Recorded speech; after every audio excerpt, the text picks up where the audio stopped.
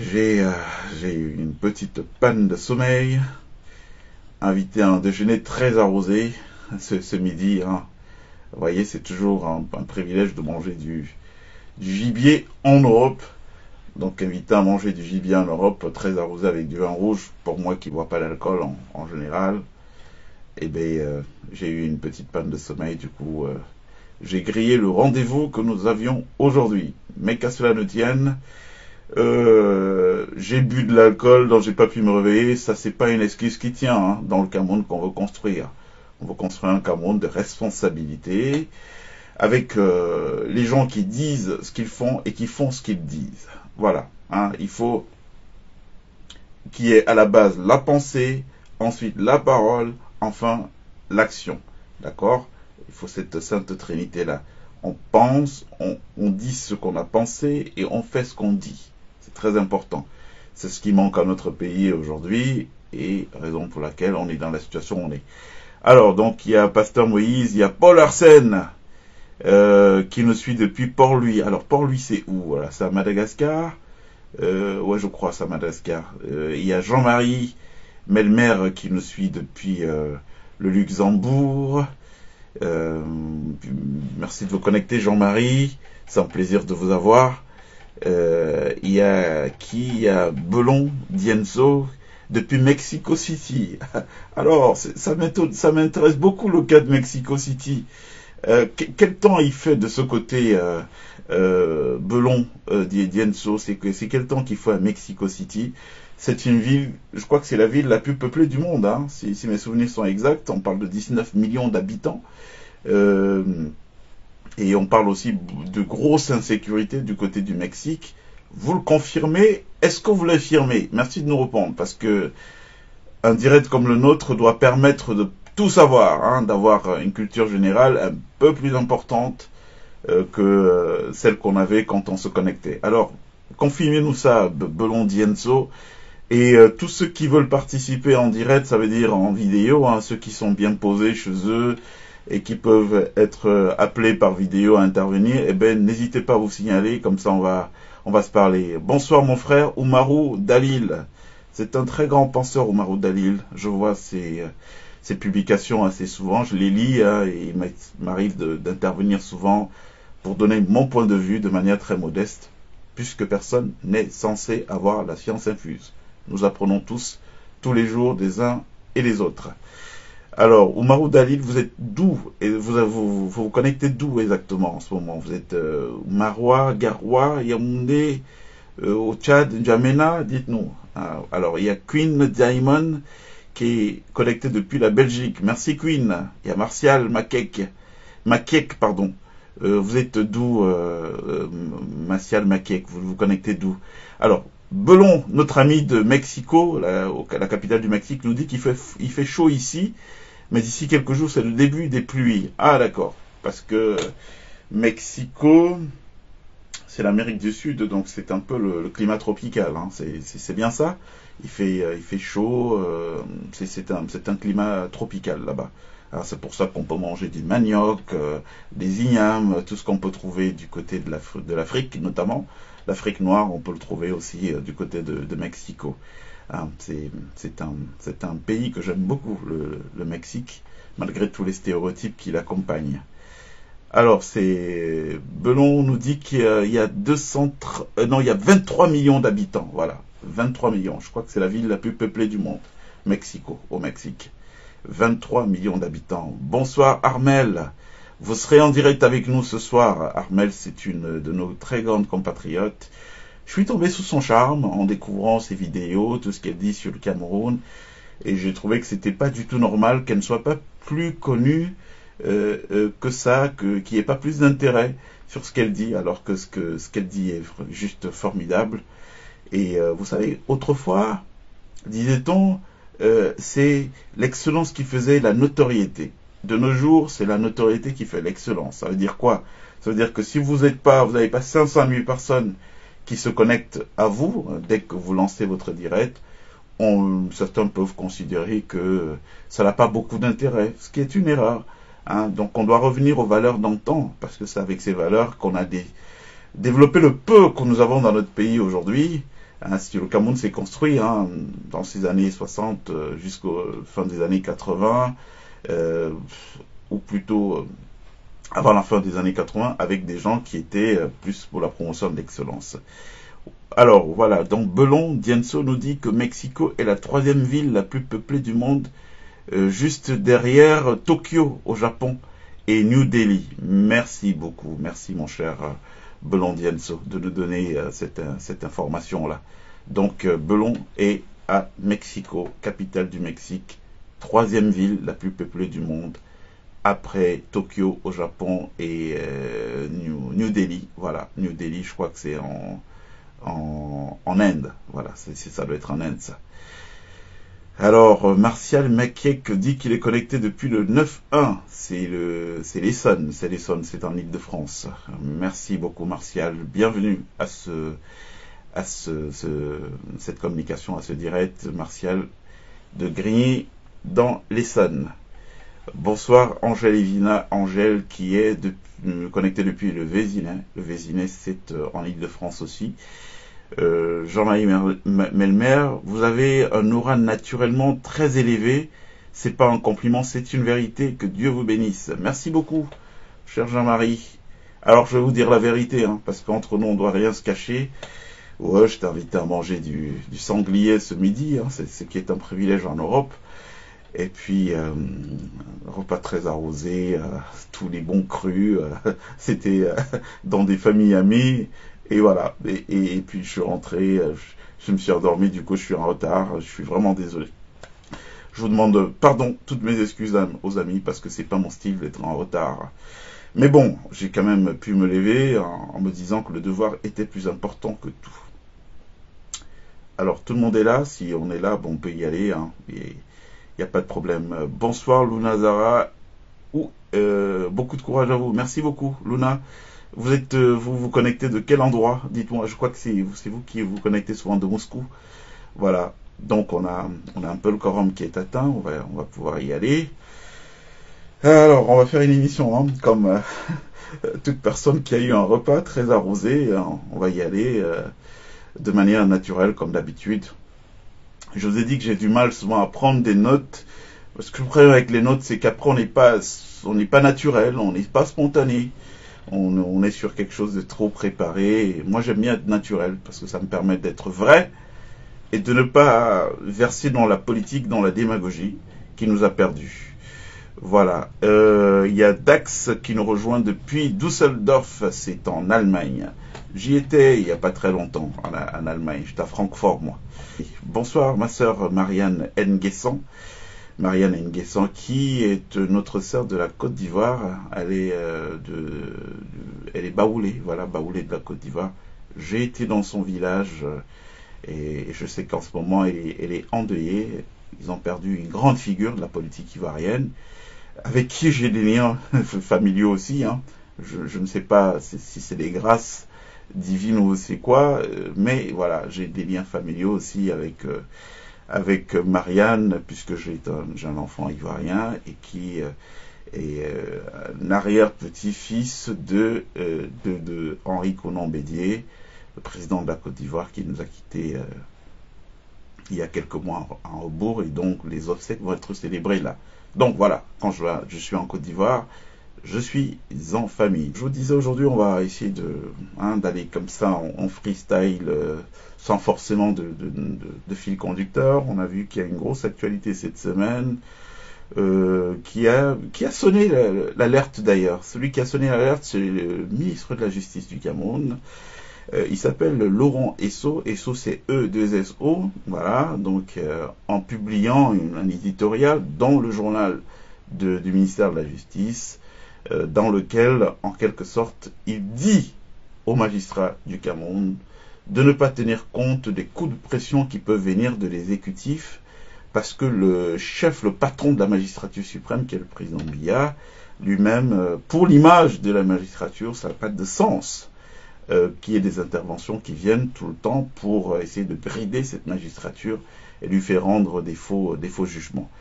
Alors, Omar Oudari dit quoi? Il dit « Merci Morgane Palmer, je te suis assidûment. J'apprécie cette ouverture d'esprit et l'humilité qui va avec. Reste comme ça. Bien sûr que je me connecte de Maroua, l'une des villes du Cameroun. Je connais très bien Maroua. J'y étais à l'hôtel Saré Hôtel, voilà, je crois que c'est ça. L'hôtel où il y a des grands arbres dans le jardin. J'ai beaucoup aimé. J'y ai séjourné il y a une vingtaine d'années et c'était très très bien à Maroua. Je vous conseille cette ville-là, vous qui allez au Cameroun. On y passe de très très bons moments. Donc, bonsoir Flore Polydor, le ministre de la Justice du Cameroun, qui a dit aux juges, aux magistrats, non, ne cédez pas à ce mouvement, ce coup de pression qui peut venir, aux hautes instructions. Sachant que il y a quelques mois, quand j'ai commencé à communiquer ici, j'avais dit que le Cameroun n'était plus un état de droit. Et quand je l'ai dit, je connais de nombreuses personnes qui ont pris la parole pour dire oui, ouais, mais ce mec, qu'est-ce qu'il veut, qu'est-ce qu'il raconte et tout. Mais voilà, on s'est rendu compte, ce ministre de la Justice, ce qui est un grand taiseux, hein, il parle pas souvent. C'est quelqu'un qui est de la culture de, on ne parle pas, on se tait, l'administration est froide. Mais ça fait 2 fois qu'il intervient ces derniers mois-ci, chose que j'apprécie, on peut applaudir des 2 mains. La première fois, c'était pour donner un avertissement aux magistrats qui sont les amis du président de la FECAFOOT du Cameroun en leur disant, bon, ce dernier aurait défié l'État et donc il les prévient. Quiconque des magistrats qui sont amis avec le président de la FECAFOOT vont essayer de vouloir l'aider, en tordant le bras au droit, eh ben, il va l'avoir contre lui. Merci à notre ami Amadou Lamine Faye, monsieur le ministre qui nous rejoint.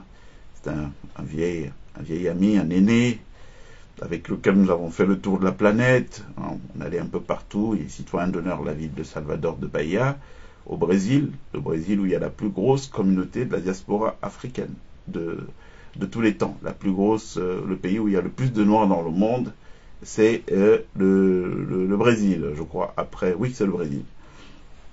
Je crois après le Nigeria ou avant le Nigeria, je ne sais plus très bien.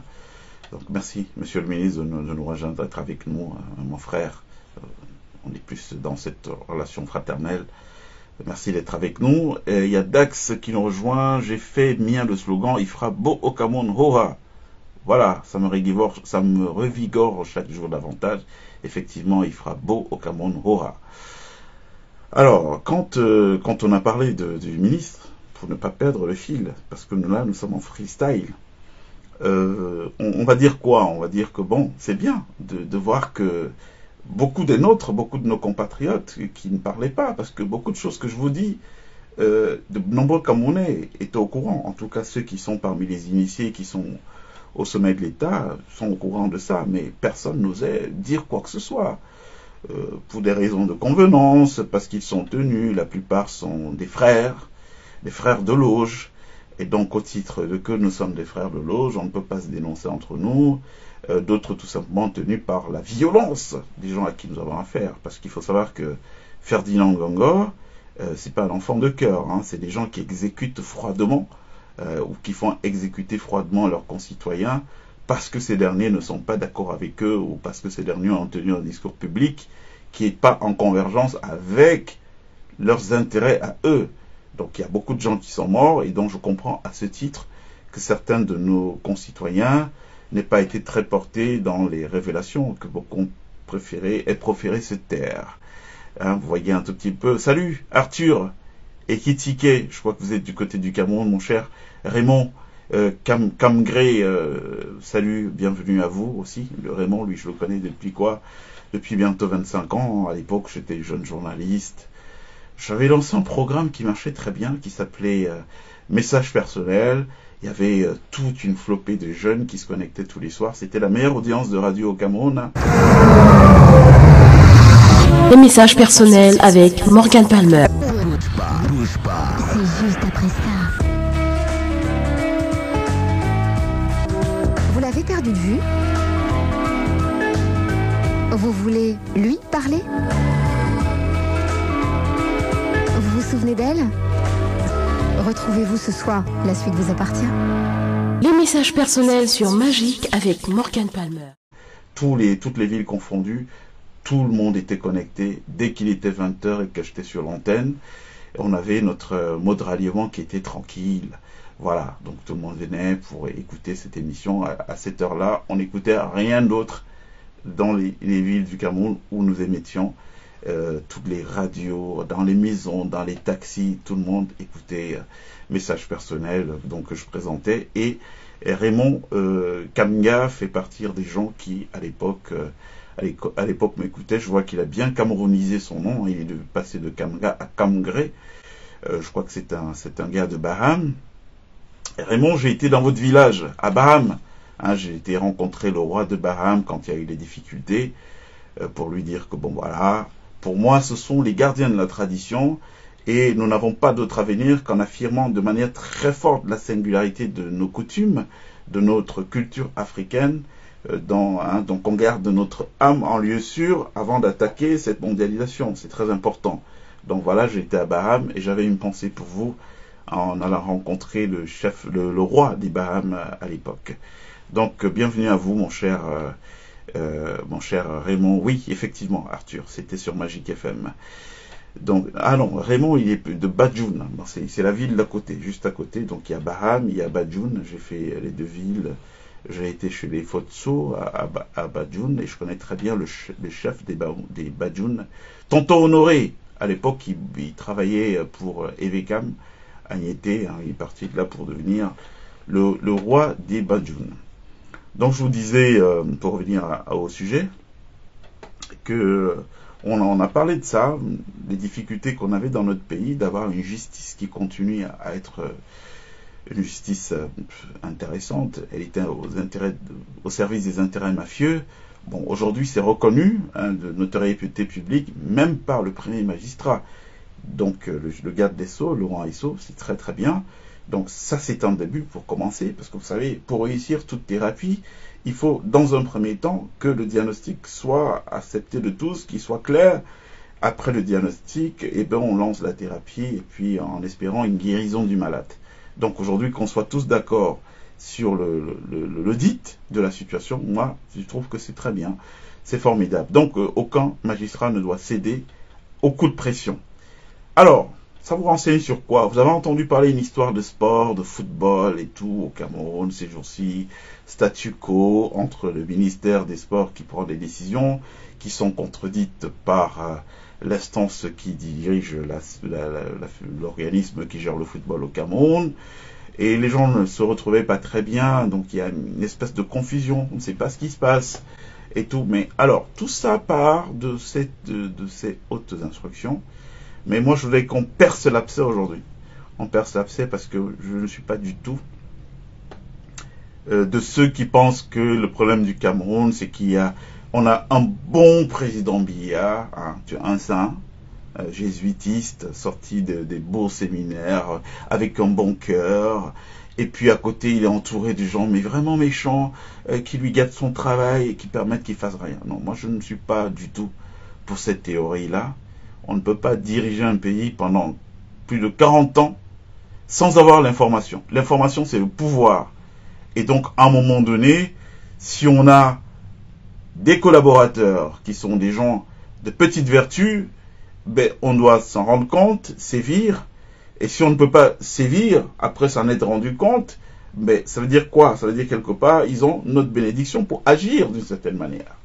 Moi, c'est la vision que j'ai des choses. Donc, il faut qu'on arrête de dire aux Camerounais, oui, le président Biya, moi, j'aimais beaucoup un type qui s'appelle Messanga Yamzing. J'ai toujours trouvé une forme de courage, même si son courage avait des limites. Parce que, voilà, quand il a fini de dénoncer l'état de notre société, la limite de ces dénonciations vient toujours au fait, non, le président de la République, lui, il est bon. Non, moi, je ne crois pas du tout que nous avons un président qui n'a pas d'information. Comment gouverne-t-il? Comment a-t-il conservé le pouvoir pendant 40 ans, 42 ans, s'il n'a pas l'information stratégique? Comment gouverne-t-on? Comment ne se fait-on pas renverser? Comment n'est-on pas victime d'un coup d'État si on ne sait pas ce qui se passe? Moi, je pense que, en réalité, c'est juste de la ruse. C'est de l'esbrouf qu'on a vendu aux Camerounais depuis toutes ces années. Non, je ne pense pas que tout ce qui est dit là Par exemple, on a parlé ici de Ferdinand Ngongo, avec ses histoires de haute instruction, toute la mafia de tuerie, d'exécution, d'assassinat des Camerounais qu'ils ont mis en place. Il est difficile de faire croire, avec le temps qui avance, que bon, ce monsieur, il agit pour lui tout seul, et qu'il le fait sans avoir la complicité, même tacite, de ceux qui sont au-dessus de lui. Vous pensez que le président Biya serait président 42 ans après, s'il avait des gens sous lui qui peuvent faire ce qu'ils veulent sans qu'ils ne soient informés? Non, je ne pense pas. Alors, Mayo, vous dites quoi? Vous dites Morgan Palmer, le ministre, n'a pas respecté les règles de nomination. Ensuite, un coach belge qui ne respecte pas les Camerounais. Bon, c'est-à-dire, dans l'absolu, moi j'ai mon point de vue. Mon point de vue sur la question, il est simple. C'est de dire que si demain nous étions en responsabilité, moi personnellement, je ne permettrais pas qu'on ait des organismes qui sont censés engager, même s'ils sont privés, qui sont censés engager l'image du Cameroun à l'international, sans que les responsables de ces organismes n'aient un lien de subordination avec l'État. Vous vous rendez compte, quand on parle d'image, on évoque la souveraineté d'un pays. C'est-à-dire que par exemple là, aujourd'hui on a un pays qui peut être pris dans des chantages affectifs, dans les prises d'otages, dans les chantages et tout. Qu'est-ce qu'on fait de ça? Ça ne se fait nulle part, dans aucun pays. Si on veut donner une certaine aura, une certaine dimension au sport au Cameroun, eh bien, il est important quand même que les différents acteurs qui sont responsabilisés, que ce soit des gens sur lesquels on a de la main. Hein, c'est pas très beau le spectacle, hein, ça fait pas très jojo de nous voir nous tirailler à l'international. Moi, je pense que dès que ça touche à la souveraineté d'un État, il est important que les différents acteurs qui interagissent, que ces acteurs-là aient un lien de subordination avec l'État. Encore que pour moi, je vois pas ce que nous apporte le football au Cameroun. C'est un perdant, c'est un moyen de gouverner. Hein, je vous parlais dernièrement de la gouvernance par la diversion. Pour moi, c'est l'une des diversions de notre pouvoir actuel au Cameroun. On n'a pas de résultats. Donc, voilà, en l'absence de résultats, qu'est-ce qu'on fait? On donne au peuple du divertissement. Allez, crier autour du sport, crier... et puis voilà, entre-temps, ça permet de ne pas voir que nous sommes en train de rien faire. On n'est pas en train d'avancer. Donc pour moi, ça fait partie des activités. Hein. Je parle du football qu'il faudra revoir. Vous savez, rien que pour la Coupe du Monde, on a parlé de plus de 10 milliards de francs mobilisés dans les comptes publics pour financer une campagne qui a été un fiasco. Vous savez qu'avec 8 milliards de francs, on construit ce qu'on appelle un lycée technique professionnel. C'est quoi l'intérêt d'avoir un lycée technique professionnel? L'intérêt d'avoir un lycée technique professionnel, c'est qu'on forme des jeunes à des métiers pratiques. Pratique, ça veut dire qu'on a des gars qui sortent du lycée, qui, s'ils doivent faire de la soudure industrielle, qui savent souder. Donc, ça, faire de la soudure industrielle, c'est des gens qui ont un savoir-faire, c'est des gens qui ont un revenu, un salaire, et c'est des gens qui font vivre des familles. Donc, ça, c'est beaucoup plus impactant pour un pays. Alors, moi, j'avais un projet qui était de dire qu'il nous faut au moins 10 lycées techniques professionnels, donc pour les 10 régions, donc un par région.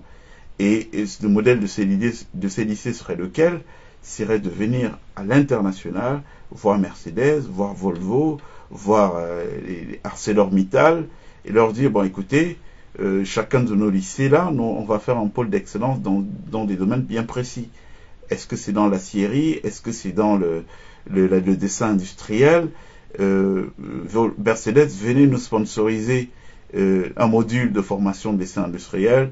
Allez, mettons dans le lycée technique professionnel de Berthois, vous venez là-bas, ça n'existe pas, hein, donc dans la projection qui est la mienne, venez, en contrepartie, ce qu'on vous donne, c'est quoi? On vous permettra de vous installer au Cameroun avec des conditions fiscales préférentielles, et donc vous nous financez des modules de formation dans ces lycées, et tous les jeunes qui sortent là, de cette école d'excellence, eh ben, sont des gens qui vont être recrutés par la branche, par exemple, dessin industriel de Mercedes. Ça fait quoi? Ça fait qu'on a des gens qui sont formés avec des hauts niveaux de savoir-faire, parce que c'est Mercedes qui sponsorise, donc qui sont formés directement aux techniques avec de l'entreprise et tout, et quand ils sortent de là, eh ben, ils rejoignent tout de suite l'entreprise. Mercedes, ça nous fait de l'argent qui rentre dans le pays, et ça nous fait des gens qui sont autonomes. Je ne sais pas si vous vous rendez compte de la difficulté qui est la nôtre aujourd'hui. on a plus de 70% de nos concitoyens qui sont assis dans les maisons, qui n'ont pas d'emploi. Et ils sont assis dans les maisons, ils n'ont pas d'emploi, pas tout simplement parce qu'il n'y a pas d'opportunité d'emploi, mais c'est parce qu'on n'a pas des gens formés. Ça, c'est le modèle du colon. Quand il partait, il s'est arrangé à bien jeter une inorganisation dans notre société, de telle sorte qu'on ne puisse jamais s'en sortir. Et en mettant toutes ces formations à la con, vous avez des gens qui vous disent, oui, j'ai une licence, j'ai un master, un machin. Mais qu'est-ce que tu sais faire à cette question? Ils ne savent pas répondre. Ça veut dire qu'aujourd'hui, on a engagé le gap où l'Afrique est devenue aujourd'hui un impressionnant gisement d'opportunités, mais c'est des opportunités qui échappent aux nôtres. Parce que les nôtres ne sont pas formés, les autres ne sont pas préparés à pouvoir répondre à toutes les sollicitations qui peuvent naître. Donc il faut faire les choses les unes après les autres. Donc pour moi, football, ce sport qui n'aura pas, quand on prend 10 gros milliards, on va mettre sur une compétition, on ne dépasse pas le premier tour, pour moi c'est une perte de temps. Mais par contre, ce n'est pas fait de manière hasardeuse, c'est fait de manière très très stratégique par ceux qui commandent, parce qu'ils savent quoi, ils savent que bon voilà, il y a une vacuité dans notre offre de programme, donc pour calmer cette vacuité, eh bien, il faut tromper l'esprit des Camerounais, envoyer vers des choses rabaissantes, le divertissement, on se divertit après avoir travaillé. Mais les gens ne travaillent pas, ils se divertissent pourquoi? Ça n'a pas de sens. Vous savez, on a trop de retard, les gars, on a trop de retard. On s'est menti à nous-mêmes, et puis voilà, c'est en train de nous rattraper. On a fait la politique de l'autruche, on prend la tête, on la plonge sous un tas de sable, et on croit que la vie arrête de fonctionner en haut, mais on est rattrapé, tôt ou tard. Là, aujourd'hui, nous sommes victimes de notre forfaiture. Regardez un pays comme la Côte d'Ivoire. Moi, j'aime toujours prendre cet exemple, parce que je connais très bien la Côte d'Ivoire. Vous savez comment on l'appelle Alassane Ouattara? On l'appelle le japonais. Vous savez pourquoi on l'appelle le japonais? On l'appelle le japonais pour sa capacité de travail exceptionnelle. C'est un chef d'État qui vous dit, bon, vous passez me voir demain à 7 heures? D'accord? Vous dites oui. Et le lendemain, 7 heures, il est là. Vous arrivez à 7h05, et vous dites, ah, vous êtes là, Quadio? C'est bien, mais on avait dit 7 heures. Là, il est 7h05. Vous voyez? C'est pas les histoires du Cameroun où on vous donne rendez-vous à la présidence de la République. Vous arrivez, vous passez toute une journée assis là, et puis la journée passe. Il y a des gens, moi j'ai vu des partenaires venus pour aider le Cameroun avec un important des décisions qui ont attendu 10 heures de temps assis dans un salon. 10 heures de temps assis dans un salon. Mais qu'est-ce que vous foutez là, assis dans le salon? Non, on attend un directeur ou un secrétaire du président de la République pendant 10 heures de temps. Hein, vous comprenez tout de suite en tout cas un investisseur sérieux, dès qu'il voit ça, qu'il n'y a pas de respect, de ponctualité au niveau du leadership, il comprend tout de suite qu'il est dans un pays qui n'est pas sérieux. Alors oui, Alassane Ouattara, c'est un type qui a la capacité de vous dire, bah, écoutez, demain 7 heures, vous trouvez qu'il a fait son sport, il s'est levé à 5 heures, il a fait le sport, tac, il a pris son petit déjeuner, 7 heures, il est assis, il vous attend. Et quand vous venez, vous parlez de choses sérieuses. Vous dites, bon voilà, vous voulez faire la route, d'accord, vous mettez quoi sur la table? Ouais, on va mettre tant de nombre de milliards. C'est quoi le tableau Excel? Vous le montrez le tableau Excel. Il sait le lire. Donc quand je parlais ici la semaine dernière, dit qu'on n'a pas besoin de politiciens pour prendre la suite du leadership au Cameroun. Mais je sais de quoi je vous parle, les gars. Hein? C'est un homme qui a roulé sa bosse, c'est un homme qui a plus de 25 ans de vie à l'international, au plus haut niveau, qui est entré dans l'intimité des gens qui décident, qui a vu ce qui se passe ailleurs, qui vous parle. Je ne suis pas un doux rêveur, hein. Je vous parle des choses que j'ai vécues dans ma chair. J'ai vu comment ça fonctionne dans le reste du monde. Et donc ce n'est que ce que j'ai vu que je souhaite faire, que les gens appliquent dans notre pays. Pas moi personnellement, parce que je vous ai dit que je ne suis pas candidat à quoi que ce soit. Ça ne m'intéresse pas, ça.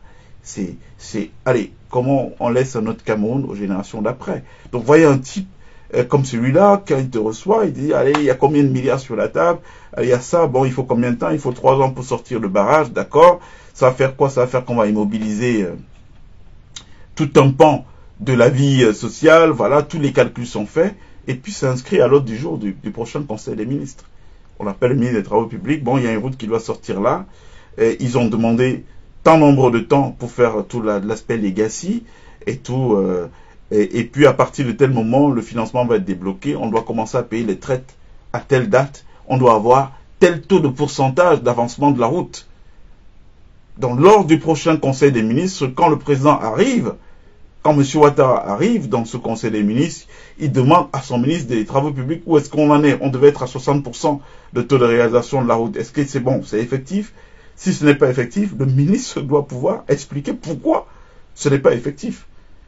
Et s'il n'a pas d'explication convaincante, il va être mis de côté. C'est ça le management, le leadership d'un pays. Et c'est ça qu'il nous faut au Cameroun aujourd'hui. C'est pas les blablateurs qui viennent nous raconter la messe et puis voilà, on perd du temps, on n'avance pas. On a besoin d'avancer, on a beaucoup de retard dans notre pays aujourd'hui. Je ne sais pas ce que vous en pensez. Quel candidat souhaiterait voir? Mais je vous ai dit, moi, j'ai le portrait robot du candidat qu'il faut pour le Cameroun, il faut des développeurs, il faut sortir de la politique politicienne. Vous savez, je vais vous dire ce qui va se passer. La Côte d'Ivoire que vous voyez aujourd'hui, pour prendre cet exemple, c'est un pays où ce sera difficile qu'après Alassane Ouattara, que vienne au pouvoir quelqu'un qui n'a pas un profil de développeur. Pourquoi? Je vais vous expliquer de manière très simple. C'est un pays aujourd'hui qui concentre un gros endettement. Mais c'est de la dette positive. Parce qu'aucun pays africain aujourd'hui n'a la possibilité de construire le développement sans avoir recours à l'endettement. Donc c'est de la dette positive, il fallait construire des infrastructures. Ces infrastructures vont générer ce qu'on appelle un effet multiplicateur. Ça veut dire que vous prenez 5 000 milliards pour faire une autoroute, c'est de la bonne dette. Pourquoi? Parce qu'à partir de cette autoroute, vous allez créer des externalités positives. Donc c'est bien. Bon, mais maintenant, il n'est pas donné à n'importe quel chef d'État de pouvoir recourir à l'emprunt sur les marchés internationaux. Pourquoi? Parce qu'il y a une question de confiance qui se crée. Si c'est ces chefs d'État africains à qui on donne de l'argent, et puis qu'est-ce qu'ils font de cet argent? Ben, ils prennent cet argent, ils se contentent de faire quoi? D'enrichir leur parking de voitures personnelles? Ben non. Ça ne rassure aucun investisseur sur les plateformes, sur les places fortes financières internationales. Donc on a besoin des gens qu'on sait que bon, qui est président là-bas? C'est Tidiane Thiam. Ah ouais, mais Tidiane Thiam, c'est une grosse pointure. Il a été dans la finance mondiale avec nous. C'est quelqu'un qui sait interpréter un tableau Excel. C'est quelqu'un qui, voilà, si on place notre argent là-bas, on est sûr qu'on pourra rentrer dans nos frais avec le temps. Donc un mec comme ça, bon, lui, ça nous rassure. À lui, on veut donner. Avec lui, on peut donner de l'argent. Et donc voilà, c'est ce problème qu'on va avoir. Quand je vous disais que il faut qu'on soit capable de pouvoir identifier un peu là, dans tous les gens que nous avons dehors, un peu partout, c'est qui les gens qui sont crédibles, parce que c'est un problème de crédibilité. Vous pouvez m'arriver au pouvoir, mais si vous n'êtes pas crédible, si vous êtes inconnu au bataillon, si vous êtes inconnu au bataillon, que personne ne vous connaît et tout, vous ne parviendrez pas à lever de l'argent sur les marchés financiers internationaux pour venir développer votre pays, parce que vous rassurez personne. D'où l'importance d'avoir des gens qui ont plus ou moins un parcours, un CV qui est de nature à rassurer les partenaires financiers, qui eux seuls peuvent financer le développement dans un pays. Donc voilà, ça va être difficile que ce soit des politiciens qui prennent la suite d'Alassane Ouattara. L'avantage avec la Côte d'Ivoire, c'est qu'ils ont plusieurs hauts profils, des gens comme Jean-Louis Billon, des gens comme Tidiane Thiam qui peuvent prendre la suite. Vous voyez que même les États-Unis d'Amérique, ils sont retrouvés à un moment donné dans la situation d'impasse, taux de chômage exponentiel. Comment on règle le problème? Ben, ils ont donné les confier le destin du pays à qui? À un businessman, Donald Trump. Et on a vu ce qu'il a fait en un seul mandat, pour le chômage. On a vu ce qu'il a fait en un seul mandat. Donc c'est dire quoi? C'est dire que au bout d'un moment, on a besoin de quoi? On a besoin des gens qui peuvent rassurer. Je vois Jean-Marie qui dit que dans un territoire, il n'y a pas d'explication. Ben effectivement, la problématique, c'est que beaucoup de gens disent, ouais, notre pays, on est plus un territoire qu'un pays. Un pays, comme je l'ai dit, c'est l'état de droit. Quand par exemple j'entends des gens envisager l'avenir du Cameroun, sans tenir compte du fait que aujourd'hui le Cameroun, c'est un conglomérat d'intérêts.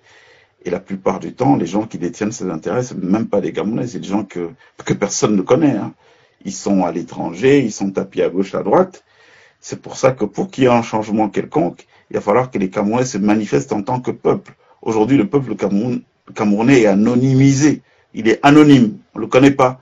Il va falloir qu'on puisse prendre les bons réflexes, qu'on puisse signaler à nos amis de la communauté internationale qu'il y a quelque chose qui ne va pas au Cameroun. Mais comment est-ce qu'on va le signaler à partir du moment où, quand des gens comme nous prenons sur nous de dire que les choses ne vont pas, qu'on coupe du courant aux gens, qu'il n'y a pas de l'eau, il n'y a pas, et on se fait insulter par qui? Eh ben, on se fait insulter par les peuples qui vivent sur place. Sous-entendu, ben, il n'y a pas de problème. Donc, si vous voulez, le peuple camerounais aujourd'hui est identifié à l'international comme un peuple qui est complice de la situation dans laquelle il se trouve aujourd'hui. Donc, il va falloir qu'on pose des vrais actes. Les vrais actes, c'est lesquels? C'est de boycotter tous les intérêts financiers que nous avons localement pour dire qu'il y a un ras-le-bol. On n'est pas content. Hein? Oui, c'est de boycotter, vous pensez? C'est un gros investissement venir installer une chaîne Carrefour dans un pays comme le Cameroun. Si simplement, par l'acte de l'achat conscient, c'est-à-dire que du jour au lendemain, on dit, bon, écoutez, nous tous Camerounais, nous, on va pas acheter ce Carrefour. On va pas acheter ce Carrefour. Pourquoi? Parce qu'on n'est pas content de la manière dont les choses se passent dans notre pays aujourd'hui. Rien qu'un acte comme ça peut permettre maintenant à vos frères qui sont dans la diaspora de prendre le relais, d'aller voir les gens qui sont derrière ces intérêts, Carrefour et tout, leur dire, ben non, vous voyez, là, c'est plus bon, là, on a un pays, un peuple qui est en révolte. Si vous dites que demain, c'est le 20 mai, aucun de nous ne va à la place du 20 mai pour aller applaudir, parce que applaudir, c'est en quelque sorte acquiescer. C'est de dire, oui, nous sommes d'accord. Aucun de nous ne va se déplacer chez lui. Il n'y a pas un militaire qui viendra vous attraper dans les maisons pour dire ouais, mais pourquoi vous n'êtes pas venu à la place de l'indépendance ou à la place du 20 mai pour venir applaudir. Donc il y a des petits actes comme ça de rébellion sans avoir besoin de dire que sans avoir besoin de dire de poser un acte, de prendre une arme. Il y a des petits actes de rébellion comme ça qui peuvent impacter, en tout cas qui peuvent sortir le Cameroun de l'anonymat, le peuple camerounais de l'anonymat dans lequel il est. Alors je vous parle là, le peuple camerounais n'est pas identifié comme un peuple à problème. Ça, je vous le dis. Nulle part au monde, on ne considère qu'il y a un peuple qui vit un sinistre au Cameroun parce que on est dans l'anonymat. Personne ne se plaint, on est là, on accepte tout ce qui se passe. On nous dit, bon, on vous met un barrage de 211 watts, il n'y aura plus de délestage au Cameroun. Et puis, le lendemain, le barrage, il est là, plus de 400 milliards mis sur la table. Et puis, qu'est-ce qui se passe? Bon, on a toujours les délestages. On vous dit que le barrage qui devrait produire 211 mégawatts ne produit que 80 mégawatts à la fin. Bon. Et il n'y a pas, personne ne dit que c'est pas bon et tout. Et ceux qui osent comme nous dire que c'est pas bon, qu'est-ce qu'ils font? Ils sont attaqués par qui? Par ceux qui n'ont pas les couilles de se plaindre. Mais vous voyez dans quoi on est? C'est pour ça que je vous disais que moi, je ne crois pas du tout à une alternance sur un mode pacifique au Cameroun. Moi, ma conviction, c'est que ce qui menace le Cameroun là aujourd'hui, je vais vous dire, c'est quoi? Ce qui menace le Cameroun aujourd'hui, c'est qu'on aille vers une balkanisation de l'État du Cameroun. Pourquoi? Parce que ceux qui sont assis sur des avantages, sur des privilèges, ils veulent pas lâcher le morceau. Sauf que en conservant le morceau, ils continuent à faire de nombreuses personnes paupérisées. Et donc, il y aura un problème au niveau du partage, qui va faire quoi? Qui va faire, oui, le partage de la richesse nationale, qui va faire quoi? Qui va faire à un certain moment donné que, bon, voilà, vous avez les Bassa qui disent, bon, voilà, nous, on commence de Ngoumou jusqu'à Douala, Yabassi et tout, bon, allez, nous aussi, on fait sécession, comme les gens du Nord-Ouest et les gens du Nord-Ouest. Donc, toute la zone-là, nous percevons un impôt, nous percevons de la douane, bref, nous percevons les taxes de cet endroit. Les gens de l'Est vont dire, ah, c'est nous le formidable bassin de production en termes de bois du Cameroun, on a donné tant de milliards à ce pays, sans péréquation, il n'y a rien qui revient pour les populations locales, donc qu'est-ce qu'on fait? Bon, nous, notre zone là de l'Est, ça veut dire quoi? C'est-à-dire, dès que vous avez traversé l'Union à Konolinga, dès que vous avez traversé l'Union à Konolinga, à partir de là, jusqu'aux frontières avec Ngaoundéré et tout, donc tout l'Est là, nous aussi on touche notre douane, on touche nos impôts et tout. Et puis ainsi de suite. C'est ce qui va se produire au Cameroun si on ne part pas dans les schémas où on s'assoit. Parce que ce que je vous disais, c'est que le drame du Nozo, j'entends souvent les gens dire oui, on vous entend pas parler de nos... Mais attendez, il n'y a pas un drame du Nozo, il y a un drame camerounais. Qu'est-ce que vous pensez? Nous, on aimait bien les filles Bayangé quand on était là-bas. Vous pensez que ça nous fait plaisir de savoir que ça ne marche pas là-bas? Vous vous rendez même compte de ce qui se passe au Nozo? Mais ça impacte le Cameroun à un autre niveau. Vous allez à Douala, vous allez à Yaoundé, vous voyez le nombre de gens, les déplacés de guerre, c'est comme ça qu'il faut les appeler, qui ont quitté ces zones-là parce qu'il y avait de la guerre là-bas. Est-ce qu'on peut penser que c'est un malheur qui est un malheur que de la zone du Nozo? Non, c'est un malheur qui est camerounais. Nous, on a mal dans nos chairs. Quand on sait que ces endroits qui étaient, moi, c'était l'une des régions que j'ai parmi mes régions préférées du Cameroun. Il n'y a rien de plus beau que d'aller à Bamenda en temps de paix, d'aller manger du hachou, et de voir comment il y a une autre organisation, les gens sont carrés, les rues sont propres et tout, rien à voir avec le Cameroun francophone. Mais aujourd'hui, on ne peut pas le faire. Je ne peux plus quitter l'Europe en me disant, bon, je m'en vais au Cameroun, je vais me ressourcer un peu du côté de Bamenda. Comment le faire puisque la zone est une zone en guerre? Donc, il n'y a pas un drame des anglophones, et non, il y a un drame camerounais. Nous sommes tous mal à l'aise par ce qui se passe là-bas. Mais ce que je veux savoir, que les gens sachent, c'est que ce qui se passe là-bas n'est pas exclusif à cette zone. C'est juste un manque de courage aux autres communautés du Cameroun. C'est parce que les autres ne sont pas courageux. Mais ce vers quoi on va, c'est-à-dire si la gouvernance actuelle veut s'imposer par la force, puisque c'est des gens qui sont habitués à fonctionner sur des schémas violents, hein, ouais, parce que les gens nous parlent de la violence qui est la nôtre, alors qu'on l'exprime que par la bouche. Ils ne parlent pas de la violence qui est celle de ces gens-là. Allez demander un emploi à quelqu'un, et vous entrez dans son bureau au Cameroun, vous lui dites vraiment, pour l'amour de Dieu, mais il peut vous tuer. Vous lui parlez de l'amour de Dieu, alors qu'il a fait allégeance au Satan. Mais vous vous rendez même compte. Mais le mec, il peut vous tuer quand vous venez lui dire ça pour l'amour de Dieu. Lui-même, il a peut-être subi cette sodomie pour arriver là où il est, où il a dû placer un enfant pour être là, et vous venez solliciter la part d'humanité qui est en lui et qui n'existe plus. Hein?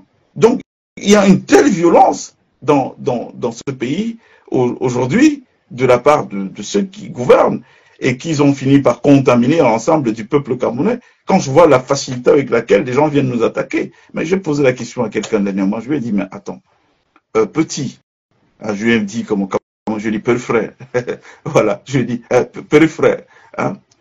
Est-ce que moi j'ai un problème d'électricité? Non. Est-ce que j'ai un problème d'eau? Non. Est-ce que j'ai un problème d'accès aux soins de santé? Non.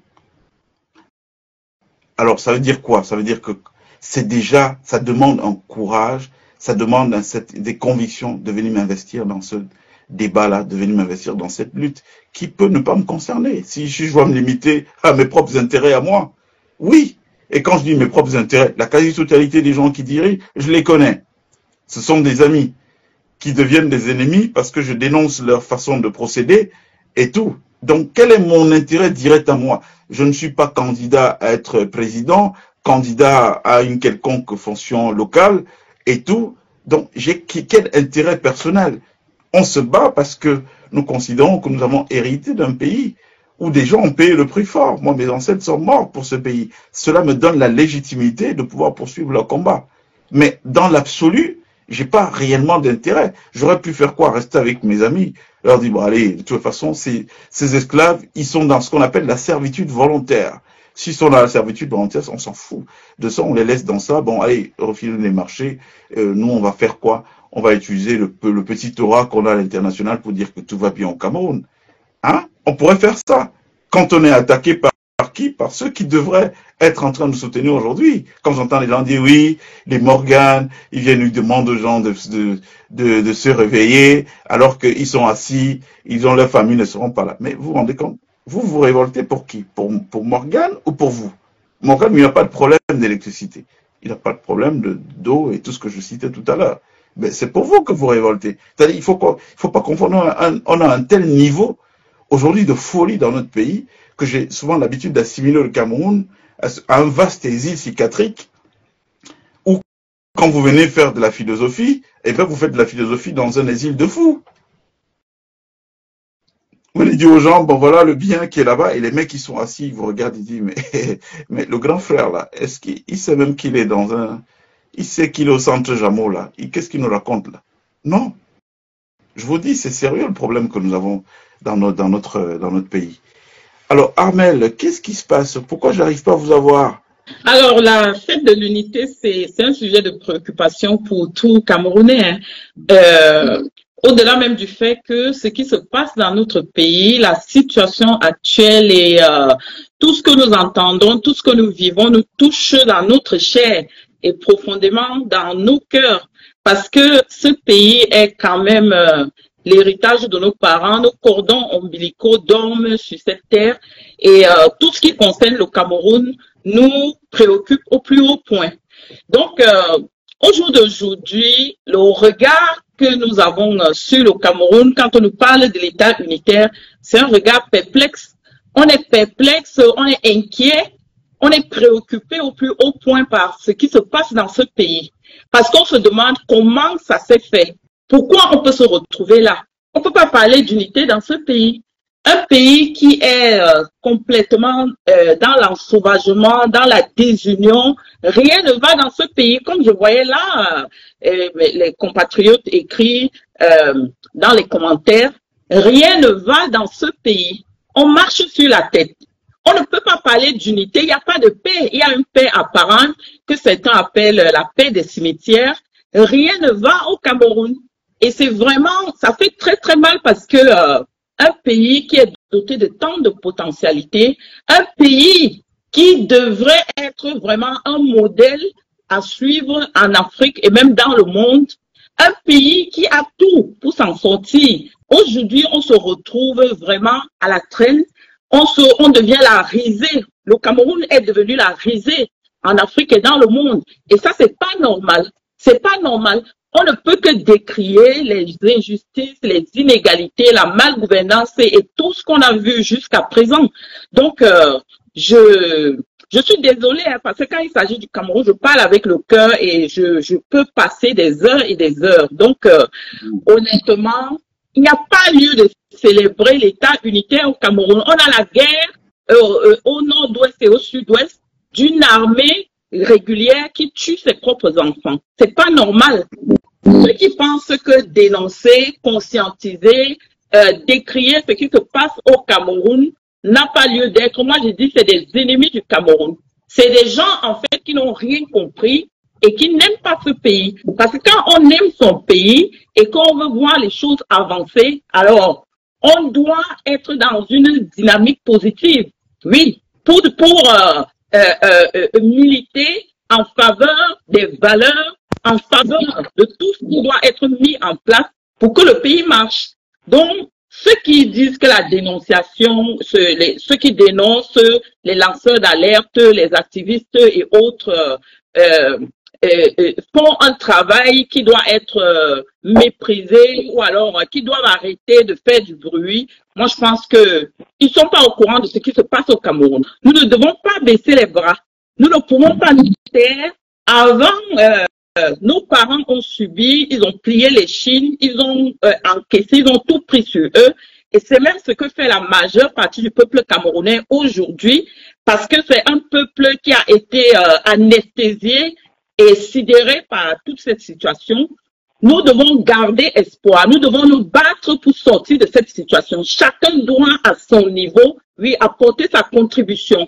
Parce que ce pays n'est pas la chasse gardée d'une famille, d'un système, oui, satanique qui s'est mis en place. Nous devons chacun à son niveau porter des coups à ce système jusqu'à ce qu'il s'effondre, jusqu'à ce que ce système s'écroule entièrement pour que les enfants, les fils et les filles de ce pays qui sont dispersés partout dans le monde reviennent pour rebâtir.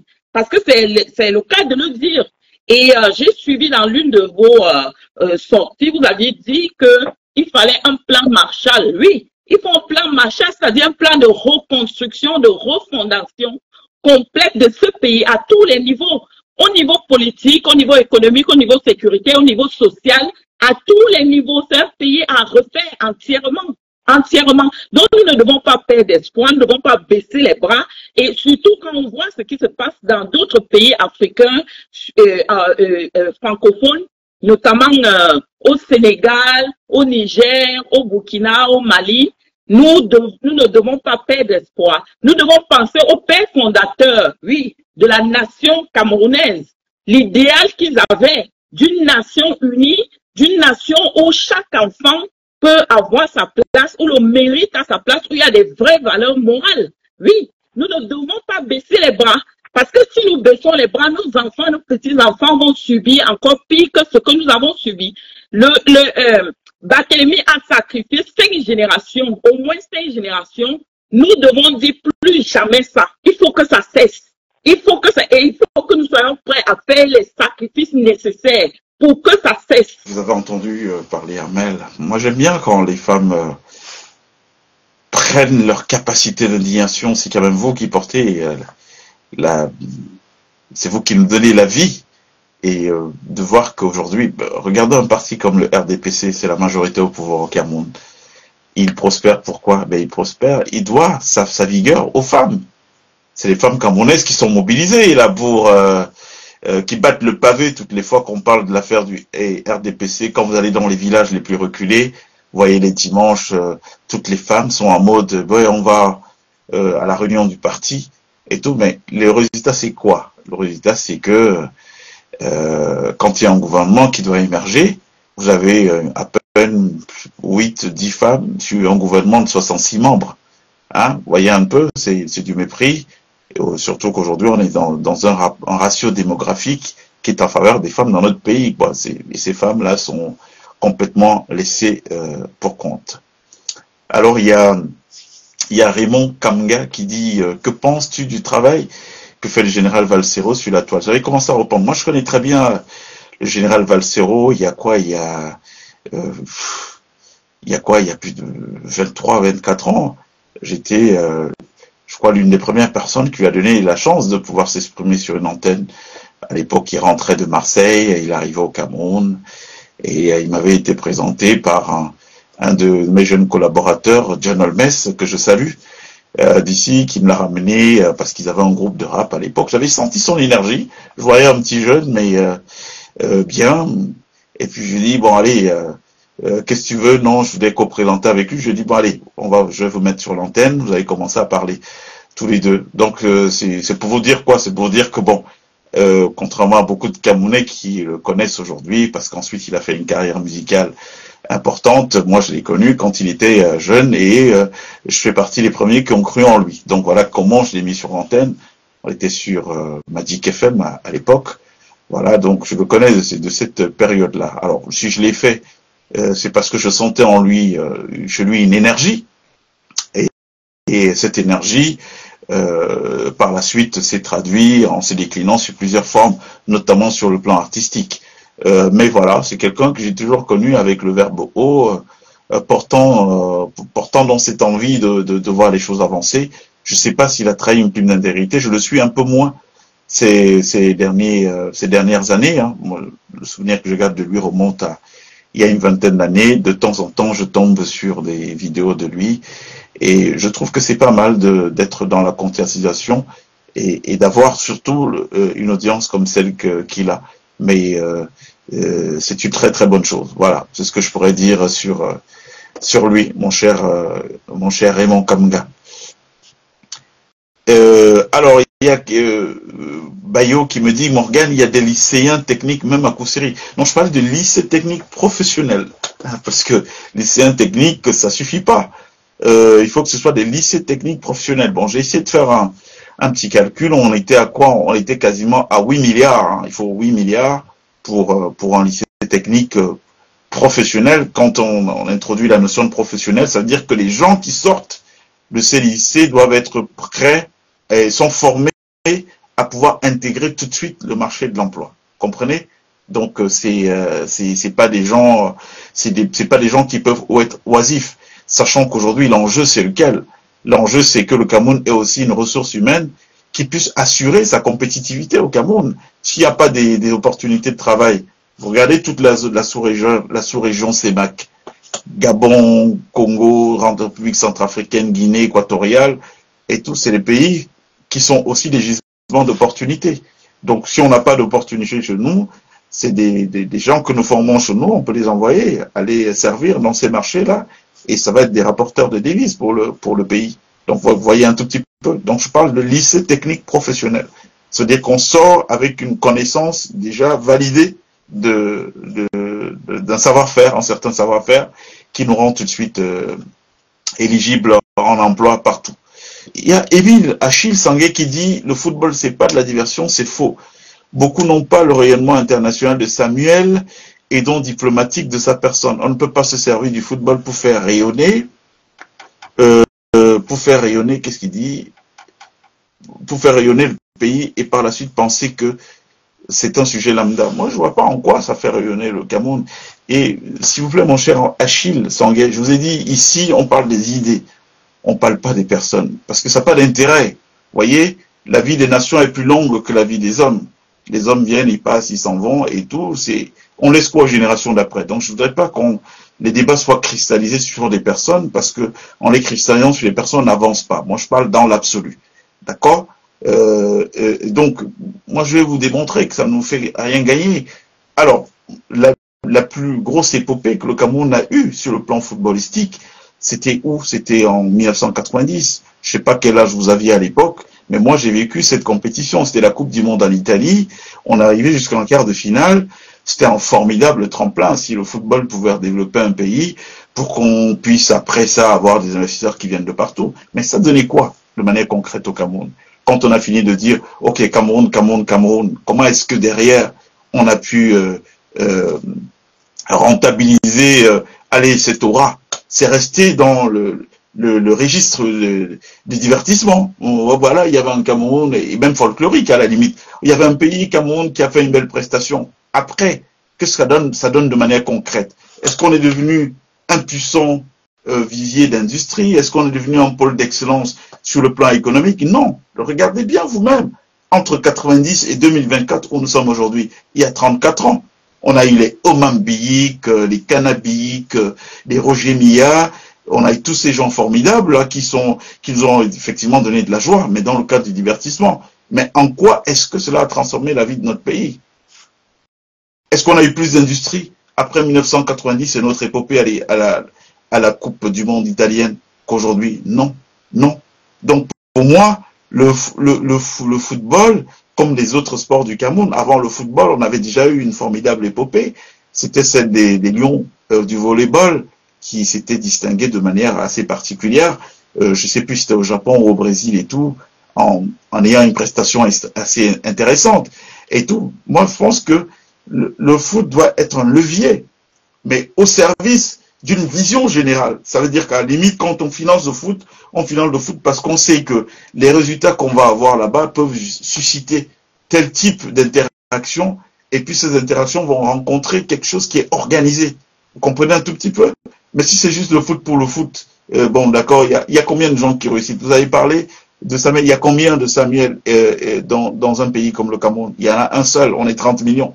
Donc en quoi cela est réellement impactant dans la vie de tous les jours? Pour moi, ça reste un divertissement. Tant qu'on n'en a pas fait un levier, comme notre musique. Parce que si on disait, allez, on va régler la question de la copie cachée, pour permettre aux artistes d'avoir leur autonomie, de pouvoir gagner de l'argent avec leur œuvre et tout. Et puis alors, on va aller se dire, bon voilà, maintenant, on va faire de la musique, par exemple, camerounaise, le pilier, le bras séculier de notre stratégie à l'international. Ces artistes, on ferait quoi? On leur mettrait de l'argent en subvention pour qu'ils fassent des clips de qualité, et puis à partir de ces clips de qualité, qu'on ait toujours un petit drapeau du Cameroun qui apparaît dans un clip, la publicité subliminale et tout. Mais s'il n'y a pas ça, s'il n'y a pas cette vision, ben on est dans le registre anecdotique, mon cher Achille. Je ne sais pas ce que vous en pensez, hein, mais vous pouvez appeler pour qu'on discute directement, de vive voix, pour qu'on ne soit pas dans vous écrivez et puis moi je réponds, quoi. Donc voilà. Il y a Jean-Marie qui dit que dans un État on dirige, on sauvegarde, mais dans un territoire on déchire en s'éternisant. Mais effectivement, parce que le territoire c'est quoi? C'est que bon voilà, il y a une petite poignée de gens qui sont là, qui défendent des intérêts, qui sont privés. Un pays, c'est état de droit.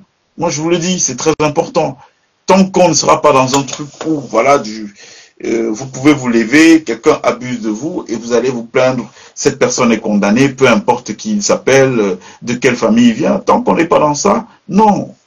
On est en barbarie, quoi. On est effectivement dans les territoires. Je partage votre avis. Et voilà, il y a Jean-Marie qui dit qu'au Cameroun, il y a 95% de débrouillards.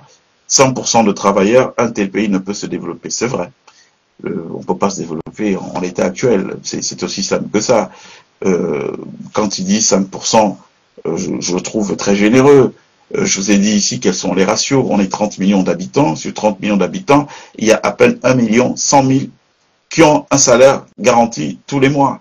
Et les 1 100 000, on sait d'où ils sortent. 754 000 du secteur privé, 324 de la fonction publique avec l'armée camerounaise. Donc quoi? Ça fait 3% de la population qui a un salaire tous les mois. Comment on avance de cette manière? Et vous savez pourquoi ça se passe comme ça? Mais parce que le gros de ceux qui détiennent, qui ont fait de la captation primitive du capital, ce sont ces gens-là qui sont en haut. Donc, il n'y a pas d'activité. Allez essayer d'avoir contracté un emprunt dans une banque. Qu'est-ce qui va se passer? On ne vous donnera pas.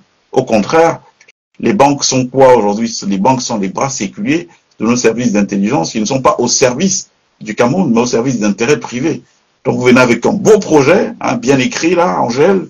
Oui, vraiment, je veux aussi qu'il y ait une déchetterie au Cameroun où on va recycler les ordures et tout ça. D'accord, ok, vous venez avec ce beau projet, vous allez le déposer dans n'importe quelle banque. Vous savez ce qui va se passer? Mais tout de suite, ma chère Angèle, vous êtes identifié comme quelqu'un qui porte des idées révolutionnaires et des idées qui vont à l'encontre des enjeux et à l'encontre des intérêts des gens qui ne veulent pas que ça bouge, qui ont un statu quo.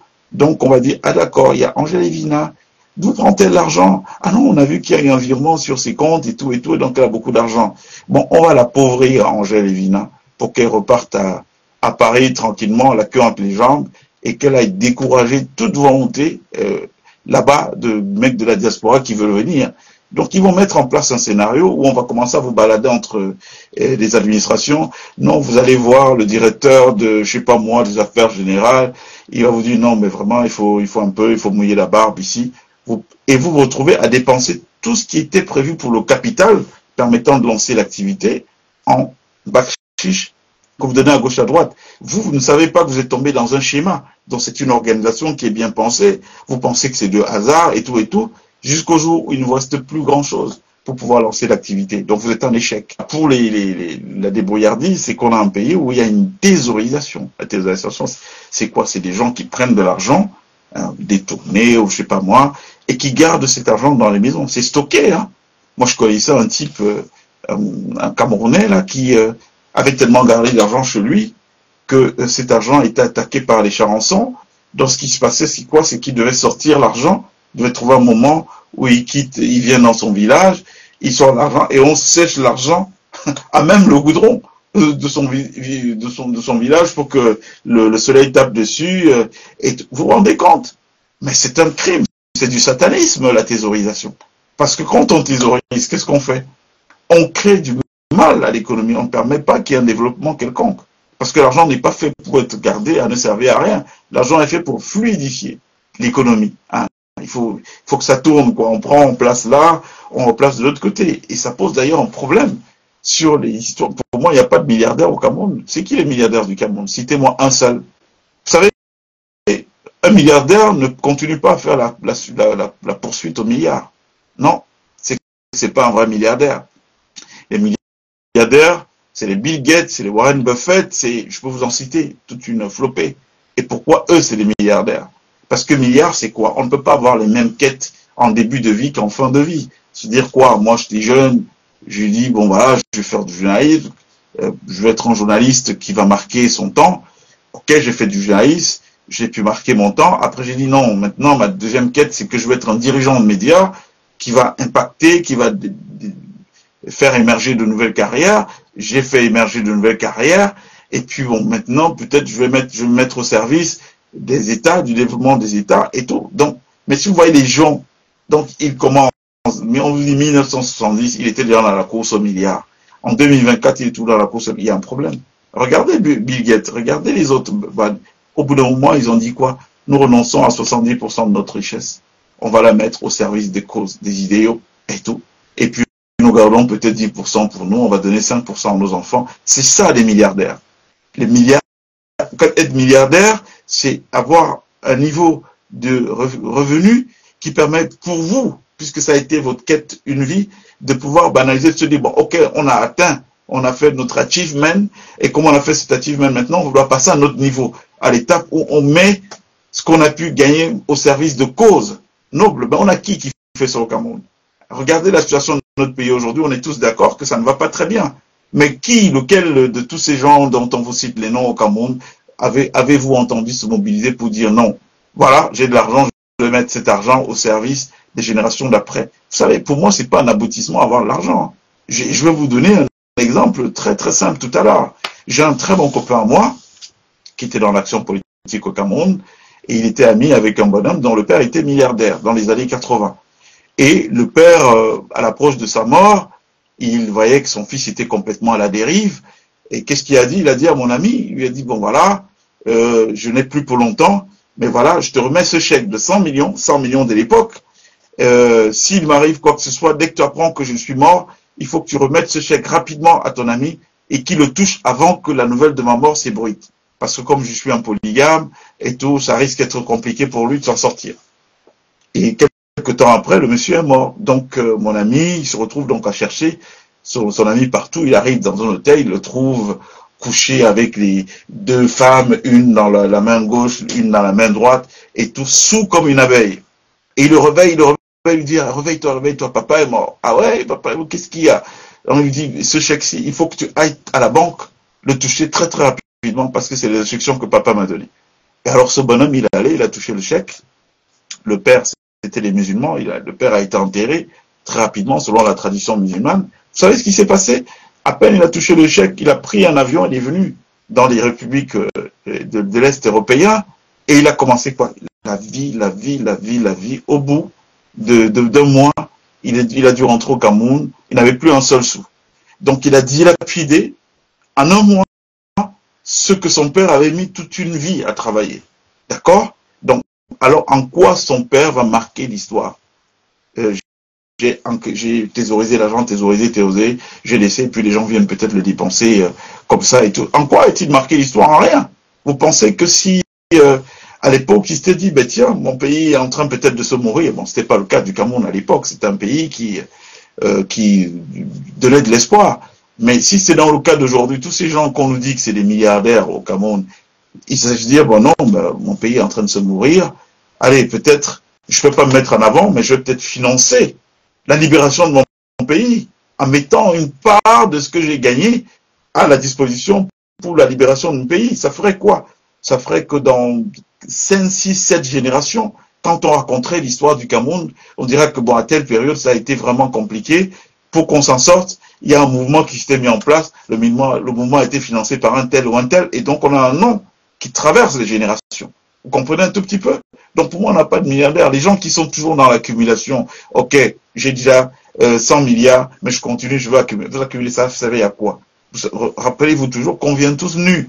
Et on repart nus, sans rien. Donc, ça ne sert à rien si vous avez passé toute une vie juste à accumuler de l'argent, dire, bon, voilà, j'ai un nouveau milliard et tout, ça sert à rien. Franchement, ça sert à rien, surtout que il n'y a pas de fortune qui ne soit pas suspecte. On est bien d'accord sur la question. On s'enrichit toujours au détriment de certaines personnes. Donc, au bout d'un moment, on doit faire ce que les Américains appellent le giving back.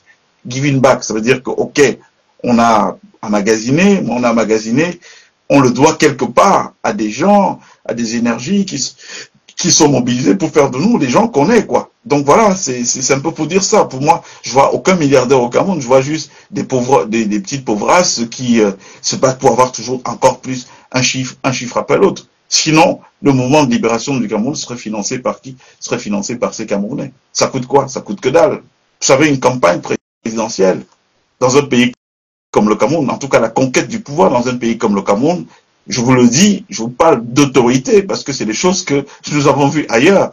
Avec 100 millions d'euros, vous prenez un pays en Afrique. Et quand je vous le dis, toute la stratégie est dans la tête.